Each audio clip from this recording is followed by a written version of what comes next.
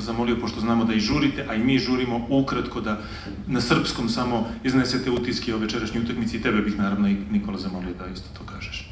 Hvala. Pošto žurite, nema nekakvih problema. A i vi žurite. Mi ne žurimo, mi osnovimo na raspolaganje. Nigdje ne žurimo.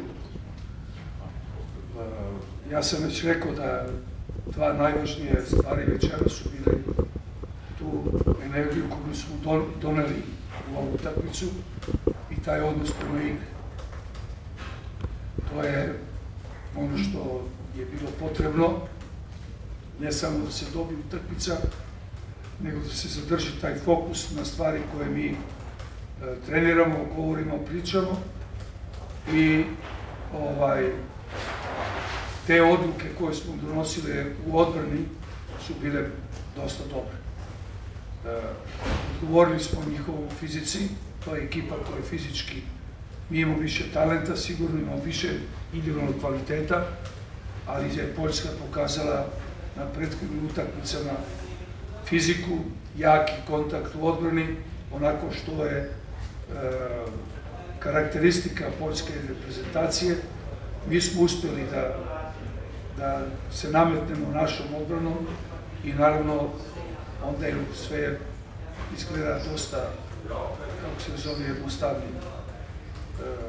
Dobro je što je Nikola ponovo sa nama, da je odigrao nekih 20 minuta, 19, ne znam koliko sekundi, ali to je već 20 minuta, da je pokazao da je se dobro, da je tu koncentrisan, motivisan i eto, nadamo se da ćemo i ova 2 dana koje su pred nama i njega i naravno Vanju da probamo da vratimo u ritam, jer te utakmice koje nas očekuju protiv Italije, biće to jedna zahtevna utakmica za koju je potrebno da zadržimo taj fokus, tu koncentraciju, tu odbranu koju smo večeras imali i onda je sigurno za svakoga teško, a za nas lakše da u napadu pronalazimo dobra rješenja. Kao što je coach rekao, 40 minuta smo igrali stvarno dobro i sa puno energije i u odbrani i u napadu. I to nam je omogućilo da imamo tu veliku prednost u startu i samo smo državali do kraja utakmice, nismo padali i zato smo i tako lagano pobedali. Any other question? Samo jedna kratka, dobro večer, Nikola Stojković, Moca Sport. Nikola, koliko tebi znači što si dobio ovih 20 minuta, ubacio 16 poena, osjetio teren? 16 poena. Tako kažem. Pa znači mnogo pre svega da sam uspeo da dobijem koji minut, jer stvarno mi je nedostajalo u prethodnih 7 dana i da budem sa timom i da igram i mnogo sam srećan i zadovoljan što mi je coach dao šansu i što sam ponovo na parketu. Dobro večer, Sofija Marjanović, Informer, čestitam na pobedi. Samo Nikola, ako možete da prokomentarišete rivala u osmini finala.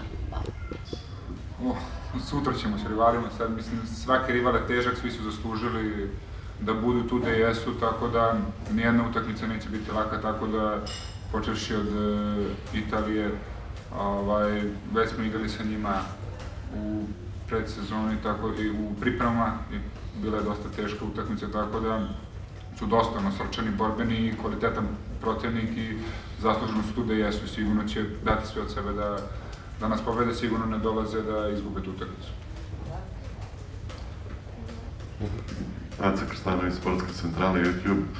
Kažu, od stare slave se ne živi, ali red je da podsjetimo na današnji dan, pre 20 godina bilo je finale u Indianapolisu i osvojili smo posljednje zlato. Prethodno, da, evo, kažu kolegi. Kako se vi sećate toga i koliko vam to možda znači, a opet ono da kažem, da li možda ni ne razmišljate o tome sad u ovom trenutku uopšte da se prisetite? Pravo da vam kažem, da me niste vi podsjetili danas, verovatno se ne bi ni setio, ali je, naravno, to je jedan od, kako kažem, događaja koji su mene još više motivisali da i dalje, ja sam jedan put rekao kada smo osvojili to prvenstvo sveta i kad smo dobili zlatnu medalju, a sa leve strane je bila nemačka reprezentacija, a tamo su bili 10 igrača mojih iz Nemačke koji su osvojili bronzanu i moj sin Marko, i onda sam ja sebe pitao šta sad bi ti još htjela u životu da uradiš. I naravno to je bio jedan fantastičan osjećaj i onda me Gorazir zvao i rekao idi sad u penziju. Ali eto, ali ništa. Do we have one last question? No? Then we can conclude. Thank you everyone. Hvala ljudi. Vidimo se